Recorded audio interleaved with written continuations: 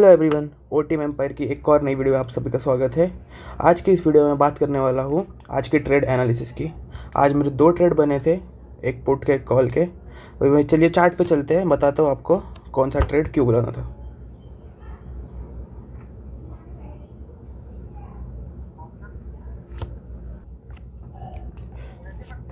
जैसे आप देख सकते हैं, आपके सामने मैंने बैंक निफ्टी का चार्ट खोल के रखा है 5 मिनट टाइम फ्रेम पे। अगर आपको मालूम नहीं है तो मैं जो भी ट्रेड लेता हूँ दिन में, मैं उसका शॉर्ट्स या रील, शॉर्ट्स और रील दोनों बना के मैं अपने Instagram channel O T M Empire और अपने यूट्यूब चैनल पे शॉर्ट्स बना के डाल देता हूँ, तो उसको भी चेकआउट कर लीजिए। अभी मैं उन्हीं ट्रेड्स का एक्सप्लेनेशन देने वाला हूँ। अभी जैसे आप देख सकते हैं, मेरा सबसे पहला ट्रेड बना है यहाँ पे पुट साइड का। अब वो पुट साइड का ट्रेड मैंने क्यों लिया, अगर आपको जानना हो तो मेरे लिए 46,000 का जो रेजिस्टेंस लेवल था वो एक बहुत मेजर रेजिस्टेंस लेवल था। कल मार्केट ने पूरा दिन साइडवेज था और कल मार्केट ने अपनी क्लोजिंग 46,000 के लेवल के नीचे दी थी। मैं जितने टाइम से मार्केट में ट्रेड कर रहा हूँ, मैंने ये चीज़ नोटिस की, मार्केट में कभी कोई इंपॉर्टेंट रेजिस्टेंस लेवल रहता है, अगर मार्केट डायरेक्टली उसके ऊपर गैप डाउन खुले तो फिर मार्केट 95% चांस या 85% चांसेस यही रहते हैं कि मार्केट वापस से उसके नीचे आके ट्रेड करता है, और अगर ब्रेकआउट देना हो तो फिर उसके नीचे आके फिर वो कंसोलिडेट करके फिर ब्रेकआउट देता है अपने अपने जो भी इंपॉर्टेंट रेजिस्टेंस लेवल है उसका। तो फिर उसी होप से या फिर उसी इच्छा से मैंने ट्रेड लिया था। सबसे पहले मैंने 1 मिनट कैंडल देखी थी। अभी अगर मैं 1 मिनट के कैंडल पे जाऊँ तो 1 मिनट तो 1 मिनट के कैंडल्स पे जैसे आप देख सकते हैं, एक छोटी सी शूटिंग स्टार, तो उसको एक्चुअल शूटिंग स्टार नहीं मानेंगे हम लोग, बट जो भी एक कैंडल बनी थी, और जैसे ही 1 मिनट कैंडल ने का लो ब्रेक किया, जो थर्ड कैंडल ने, तब मैंने पुट में एंट्री अपनी पोजीशन बना ली थी इस लेवल पे 46,120 के लेवल पे। मार्केट सबसे पहले मेरे डायरेक्शन में तो गया, बट पुट के प्रीमियम्स इंक्रीज नहीं हो रहे थे। मार्केट फिर वापस ऊपर आया, फिर वापस नीचे गया, ऊपर नीचे। इस ऊपर नीचे में मेरा जो पुट है उसका प्रीमियम तो बढ़ा नहीं, बट इवन दो मार्केट मेरे फेवर में ऑलमोस्ट 50 पॉइंट आ गया था। मतलब 46,120 से लेके जब मार्केट 46,080, 46,070 इस लेवल तक, ये जो आप देख पा रहे, वहाँ तक भी पहुँच गया था। तभी भी मेरा जो प्रीमियम था वो ब्रेक इवन पे था। मैंने 40 पे एंट्री किया था और वो 40 पे ही था। उसके बाद जब मार्केट, फिर भी मैं होल्ड करता रहा कि अगर मेरे टारगेट तक पहुंचता है तो फिर मेरे को या तो ब्रेक इवन ट्रेड होगा या हल्का फुल्का जो भी प्रॉफिट होना है वो होगा। अगर आपने मेरी वीडियो देखी रहेगी इंस्टाग्राम पे, तो फिर मैंने उसमें भी ये मेंशन किया था कि इस ट्रेड में मोस्ट प्रोबेबली मेरा लॉस ही होगा, बट मैं लॉस कंट्रोल्ड ही लूँगा। जैसे आप ये देख सकते हैं कि 945, 46, 47, ये 947 और 48 की जो दो कैंडल बनी है ग्रीन, ये दोनों कैंडल इतनी फास्ट बनी कि मेरा जो लॉस मैंने 15% का अराउंड एक्सपेक्ट किया था, वो मेरे एक्सपेक्टेशन से थोड़ा 5-7% ज़्यादा होके अराउंड 22% का लॉस हो गया। तो फर्स्ट ट्रेड मेरा इधर ही ख़त्म हो गया। मैंने एस एल इधर लगाया था 46,150 के आसपास, तो वो एस एल तो मेरा हिट हो गया, और उसके बाद मार्केट वापस नीचे आ गई। अभी सेकेंड ट्रेड जो मेरा था वो भी 1 मिनट टाइम फ्रेम पे था, और ये वाला एक्चुअली इंटरेस्टिंग था और मेरे एक फेवरेट पैटर्न के ऊपर बेस्ड था। अगर आपने मेरी जो वीडियोस में ट्रेड वीडियोस या फिर एनालिसिस वीडियोस डालता वो देखा रहेगा, तो उसमें मैंने बिग बार या मारू बोजू, जो बिग बॉडी कैंडल है, उसके बारे में बहुत बार बात की है। तो उस सेटअप के ऊपर आप कह सकते हैं मैंने ये अपना सेकंड कॉल ट्रेड लिया था। मैंने अपने फर्स्ट वीडियो में ऑलरेडी बोला था कि मैं जो सेकंड ट्रेड लूँगा उसमें उसमें मैं बहुत ही कम क्वांटिटी से एंटर करूँगा, और बस अपना जो लॉस है उतना रिकवर करने टाइप ही मैं अपना क्वांटिटीज़ रखूँगा। तो अभी सेकंड ट्रेड में मेरी एंट्री का कारण क्या था, आप देखें तो सबसे पहले हम देखते हैं मार्केट को। मार्केट ने सबसे पहले जब ओपन हुआ, वो गैप अप ओपन होके उसने पहले अपना लोअर लो लोअर हाई स्ट्रक्चर ये फॉर्म कर रहा था। तब तक मैं पुट साइड में इंटरेस्टेड था, पुट साइड में कॉन्फिडेंट था कि मार्केट जाएगा। बट इधर क्या हुआ, इधर से इसके बाद से मार्केट अपना जो प्रीवियस लो है उसकी रेस्पेक्ट करने लग गया। सबसे पहले उसने रेस्पेक्ट दिखाना चालू किया इस लेवल पे 46,040। ये मेरा क्या बोलते हैं, लक्ष्मण रेखा टाइप थी कि इसके नीचे मार्केट जाएगा तो मैं समझ जाऊंगा कि इसके नीचे सेलर्स का राज आ गया। अभी जैसे आप देख सकते हैं कि सबसे पहले जो कैंडल जिसने मेरा एसएल हिट किया था फर्स्ट ट्रेड का, उसके बाद नेक्स्ट ही कैंडल ने एक बड़ी सी सेलिंग प्रेशर दी। अभी सेलिंग अगर होनी होती तो मार्केट क्या करता है, मार्केट सेल करता है, या तो होल्ड करता है या तो रिट्रेस करता है और फिर वापस फॉलो थ्रू करता है। बट मार्केट ने ऐसा कुछ भी नहीं किया। मार्केट ने सेलिंग तो बड़ी आई, फिर होल्ड भी किया गया, बट उसके बाद फॉलो थ्रू नहीं आया। तो इधर मुझे कॉन्फिडेंस आया कि मार्केट शायद अभी और नीचे जाने में इंटरेस्ट नहीं है, क्योंकि उसने एक ही लेवल, जो कोई इतना इंपॉर्टेंट लेवल भी नहीं था, एक्चुअल सपोर्ट था हमारा 46,000 से 46,040 के बीच में था, बट वो उसके ऊपर से ही ऑलरेडी सपोर्ट ले रहा। तो इसने मेरा सबसे पहला इंटरेस्ट बनाया कॉल की तरफ। उसके बाद अगर आप ये वाली कैंडल देखेंगे, ये वाली कौन सी 957 की, ये बनी थी एक बड़ी कैंडल जो 1 2 3 4 5 6 7, ये 7 मिनट के मोमेंटम को एक कैंडल ने पूरा एनगल्फ कर लिया, खा लिया, जो भी बोलना है आपको बोल सकते। उसके बाद मैंने इसी कैंडल पे इसलिए अपना ट्रेड एग्जीक्यूट किया, मैंने 10:02 कैंडल पे अपना ट्रेड एग्जीक्यूट किया था, हाँ सॉरी। तो उसके बाद जैसे जैसे रिट्रेसमेंट आया, ठीक है, इधर 10:01 कैंडल देखेंगे आप, एक छोटी सी शूटिंग स्टार टाइप बनी है, और उसके बाद नेक्स्ट कैंडल में एक बड़ी सी मोमेंटम आते हुए दिख रही थी। तो जैसे ही वो कैंडल ने ये जो 957 की कैंडल है इसका हाई ब्रेक किया, मैं घुस गया कॉल ट्रेड में। अभी मैंने जैसे ऑलरेडी बोला है, मैं इसमें ऑलरेडी सिर्फ 50% क्वांटिटी लेके ही घुसा था अपनी 50% क्वांटिटी लेके घुसा था। अभी ये बड़ी कैंडल ने मेरा कॉन्फिडेंस बढ़ा दिया और मेरा एसएल एकदम छोटा सा था। मैंने एंट्री किया था अराउंड कितना 146,100 के आसपास, और मेरा एसएल बैठ रहा था 46,040 का। प्यारा सा एसएल था, ज़्यादा मैंने रिस्क नहीं किया था और मैं एकदम रेडी था। अभी अगर आप नेक्स्ट देखें तो मार्केट उसके बाद धीरे धीरे धीरे धीरे, बहुत ही धीरे, कुछ ये देखिए 80 से 120 40 पॉइंट की रेंज, मतलब 40 पॉइंट उतरने के लिए मार्केट को कितना टाइम लगा, 1 2 3 4 5, अगर ऐसे देखिए 10 से 15 मिनट मार्केट को लगे 40 पॉइंट की रेंज में उतरने को, और फिर वापस मार्केट ऊपर की तरफ चला गया नेक्स्ट 5 से 6 मिनट में। फिर वापस से मार्केट ने इसी लेवल से रिजेक्शन लिया 120 के लेवल से। मैंने अपने वीडियो में बोला था कि 120 का लेवल एक इंपॉर्टेंट रेजिस्टेंस लेवल हो सकता है, उसके बाद एक फास्ट मूव आएगा। तो जब सेकेंड टाइम मार्केट ने उधर से रिजेक्शन लिया, तब यहाँ पे मैंने और क्वांटिटी 50% ऐड की। अभी इस पॉइंट इन टाइम में मेरा जो क्वांटिटी हो गया था वो हो गया था 100%, मतलब मेरी रेगुलर क्वांटिटी। उसके बाद वापस मार्केट धीरे धीरे करके ऊपर गया, फिर वापस से एक और बार रिजेक्शन लिया। अभी इस बार जब वापस सेम लेवल से रिजेक्शन लिया और फिर अपना प्रीवियस लो की रेस्पेक्ट दिखाया मार्केट ने, तो मैं कॉन्फिडेंट और हो गया था कि मार्केट जाएगा बराबर मेरे डायरेक्शन में, क्योंकि इधर जो बिग बार बनी थी उसका लो, उसके लो के थोड़ा नीचे, जैसे ये मेरा एसएल बन गया था। तो फिर मैंने और क्वांटिटी ऐड की, तो मेरी टोटल जो क्वांटिटी हो गई थी यहाँ पे 150%। मैंने 3 बार इस ट्रेड में री एंट्री किया है या फिर क्वांटिटी ऐड किया है। बिगिनर्स के लिए मैं अज्यूम करूँगा कि आप क्वांटिटी ऐड ना कीजिए, क्योंकि मैं ऑलरेडी एक्सपीरियंस ले चुका हूँ और मुझे पता है कि ये ट्रेड मेरे साइड में ही जाएगा या फिर मेरे फेवर में ही जाएगा। अब जैसे मैं अगर आपको बताऊँ कि मेरा रिस्क, इवन दो मैंने क्वांटिटी कंटिन्यूसली ऐड करते गया, मैंने रिस्क अपना डिसाइड करके रखा था। मैंने अराउंड 24 पे उसकी एंट्री की थी और मेरा रिस्क था कि अगर मार्केट 21 पे आ जाता है, जो मैंने प्रीमियम लिया था वो था 47,000 के कॉल का वो था 47,000 का कॉल, ये मैंने लिया था 24 पे। अभी अगर वो 21 पे आता है तो मैं उस ट्रेड से निकल जाऊंगा। और मार्केट ने, अगर आप चेक करेंगे या फिर मैं ही दिखा देता हूँ, मार्केट ने कभी उस लेवल को टच भी नहीं किया मेरे ट्रेड में एंटर करने के बाद से। अगर मार्केट 221 का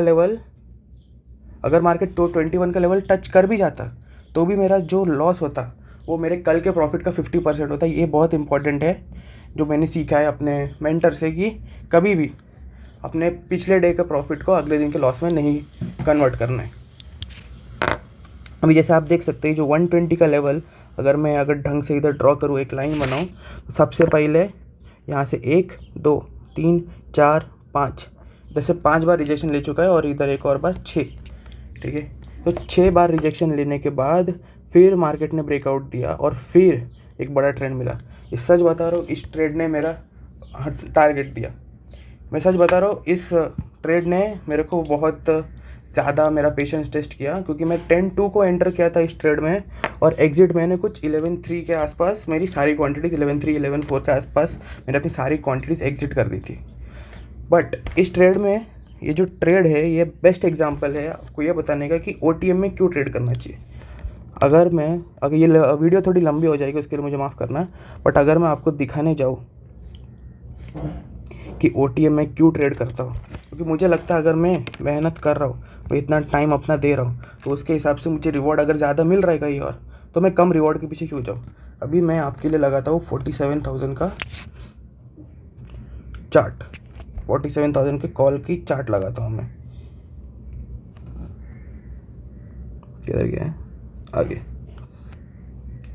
ओके, ये रहा 47,000 का कॉल का चार्ट। किधर है, 10 बजे, ओ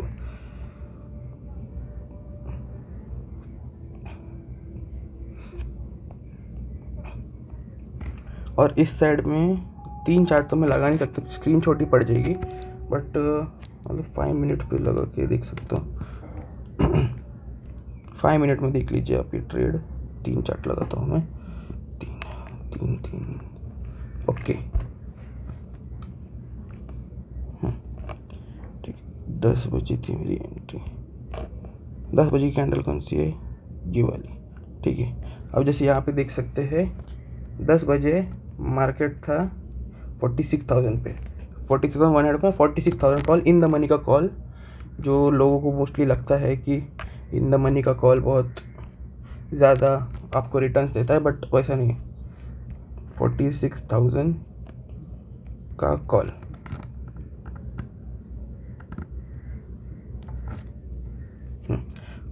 कॉल आ गया 5 मिनट टाइम फ्रेम पे, और ये रहा 10 बजे 14 तारीख आ गया, अपन 15 तारीख, हाँ ये रहा, ठीक है। अभी एग्जैक्ट तो मैं नहीं बता पाऊंगा क्योंकि फिर 1 मिनट के चार्ट में बहुत ही छोटा हो जाएगा आपके लिए बताना, बट ऑन एन एवरेज आप समझ लीजिए कि 10 बजे की कैंडल पे मैंने अराउंड यहाँ पे एंट्री ली थी, और मार्केट जो था ये OTM पे मैंने लिया था 24 पे एंट्री, जैसा आप इधर देख सकते हैं। यहाँ पे आप देख सकते हैं मैंने 24 पे एंट्री ली थी, और यहाँ पे आप 10 बजे की कैंडल में देख सकते हैं अराउंड यहाँ पे इसी किसी कैंडल पे मैंने एंट्री ली थी। उसके बाद मार्केट ने 50 मिनट टाइम वेस्ट किया मेरा, वो आप जाने दीजिए। अभी यहाँ पे 10 बजे देखिए, इस कैंडल का मैं मिडल पार्ट पकड़ रहा हूँ, तो फिर आता है 310। यहाँ पे 24 पे मेरी एंट्री हुई थी, यहाँ पे 310, और यहाँ पे इंडेक्स पे 46,100 के आसपास हमारी एंट्री हुई थी। उसके बाद हमारा SL था, अगर यहाँ पे आप देखने जाएंगे चार्ट में जो लोएस्ट पॉइंट दिखा रहा है वो बनता है 280 का, तो अभी 310 माइनस 280 अराउंड 10% का SL बनता है। और यहाँ पे 24 और इधर लो तो दिखा रहा है 22 का, तो फिर 24 से आप अगर 22 अगर दो मतलब क्या बचता है, 2 रुपये का SL बनता है, जो यहाँ पे 10% से भी कम है। तो फिर ये बात तो साबित हो गई कि OTM में SL भी कम लग जाते हैं क्योंकि मोमेंट कम आता है। बट ये बात एक्चुअली ट्रू नहीं है, क्योंकि जैसे ही हमारा ऑपोजिट में ट्रेंड आता है OTM बहुत फटाक से नीचे भागता है। उसके OTM का क्या फ़ायदे वगैरह वो मैं आपको डिटेल में बताऊंगा बाद में किसी और वीडियो में, बट बेसिक्स के लिए आपको बताओ कि OTM और इन द मनी में क्या फ़र्क है। अभी आप ये देखिए कि मैंने जो ट्रेड लिया था 24 पे, वो उसके हाईएस्ट पॉइंट पे वो गया था 47 48 अराउंड इधर तक। तो आप जिस रिटर्न्स देख सकते हैं ये होते हैं 97% के रिटर्न्स, ठीक है। सेम मूव सेम, कुछ मुझे कुछ अलग नहीं करना पड़ा, कुछ नहीं करना पड़ा। बट इसी जगह पे यहाँ पे देखते 310, ठीक है, 307 पे, और यही सेम मूव यहाँ पे देखिए। चलिए टॉप तक पकड़ लेते, ठीक है, टॉप तक भी पकड़ लिया तो भी ये मूव बनता है 43% का। 310 से मार्केट गया है 440 तक। तो फिर इसीलिए मैंने, आप जैसे देख सकते हैं, इसीलिए मैंने OTM डिसाइड किया ट्रेड करना, क्योंकि यहाँ पे मुझे अपनी सेम मेहनत के लिए सबसे ज़्यादा रिटर्न्स मिलते हैं। ये ओनली होता है जब मेरे फेवर में एक बड़ा ट्रेंड जाए।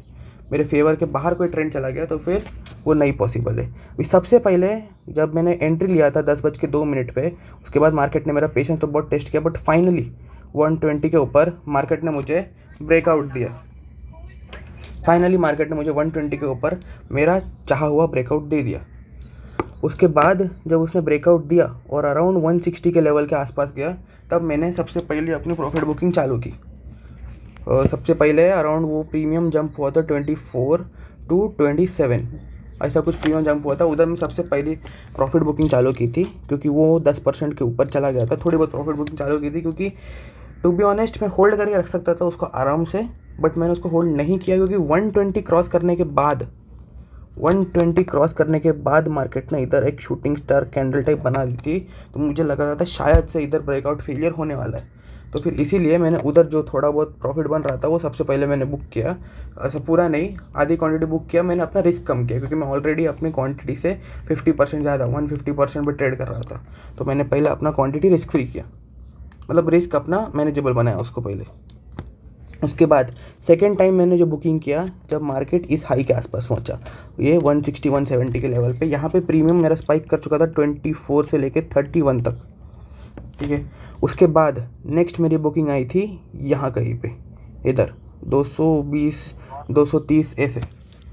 उधर मैंने अपना लास्ट 25% क्वांटिटी बुक कर लिया था, मतलब ज़्यादा कुछ बचा ही नहीं था। उसके बाद एकदम थोड़ा सा 1 लॉट या 2 लॉट ही बचे थे, और वो भी मैंने उसी लेवल के अराउंड बुक कर दिया। तो मेरा एक्चुअल जो बुकिंग हुआ था वो 24 से लेके 27 पे, 31 पे और अराउंड 43 पे, ये मेरी बुकिंग हुई थी। अगर आप जानना चाहेंगे कि मैंने इस लेवल की क्यों बुकिंग की थी, ये जो थी ये हमारे पिछला ऑल टाइम हाई का एवरेज था। मतलब क्लोजिंग इस लेवल के ऊपर हमको कभी क्लोजिंग नहीं मिली। तो मैं पिछले 2 दिन से जैसे बोल रहा हूँ कि इस लेवल के पास जैसे ही मार्केट आएगा मैं अपनी प्रॉफिट बुकिंग कर लूँगा। तो यहाँ पर मैं अपनी सारी क्वान्टिटी तक एग्जिट हो गया था। यही थे मेरे 2 ट्रेड। अभी अगर आप में से किसी को मालूम ना भी हो तो फिर मैं हूँ मॉर्निंग ट्रेडर। जैसे कि ये जो पुट का मोमेंट आया था बाद में, मैंने वो क्यों नहीं लिया वगैरह। मैं हूँ मॉर्निंग ट्रेडर। मैं दिन में ज़्यादा ट्रेड नहीं करता, मेरा डिसिप्लिन बहुत ही स्ट्रांग है।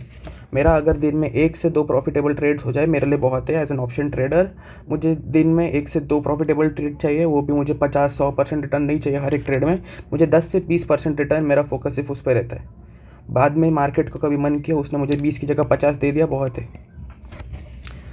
तो फिर इसीलिए मैं कभी मोस्टली मेरे ट्रेड्स 9-15 से, मैं सच कहूँ तो 10:30 के अंदर ख़त्म हो जाते हैं। कभी कभार 11 और बहुत रेयरली मैं 12 बजे तक ट्रेड करता हूँ।